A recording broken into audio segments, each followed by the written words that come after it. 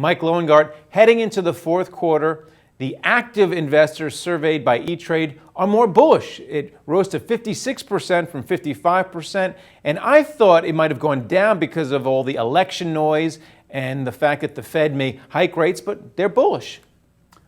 That's right, Greg. What we've seen is investors become increasingly more and more comfortable with the global economic and market landscape, and they don't want to stay on the sidelines. They want to be involved in the markets and put their investing dollars to work. And less active investors, according to your survey, would say that their view of the market is dazed and confused, because you have a question that asks them to describe their feelings with regards to a movie, and Easy Rider is up and dazed and confused is down. Again, another interesting takeaway from the survey.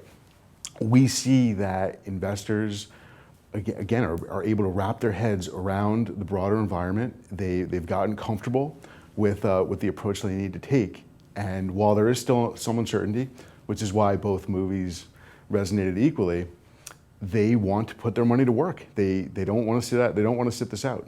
And 51% of those surveyed said the Fed can actually hike rates in the fourth quarter. That was up from 33%, so they must see the economy as being fairly strong. Definitely. They see improving economic metrics, particularly on the jobs front, also on the income front as well. And this is giving them confidence that the U.S. will remain a resilient place to invest. And information technology was the leader among sectors, and healthcare dropped with regard to this quarter. So why don't you talk about that, why they see information technology as the best place to put your money in terms of sectors? Sure. So on the technology front, we saw really strong performance out of the sector for the quarter, the strongest performance actually. And investors were drawn to the sector as they see continued demand for the services and also relatively attractive valuations.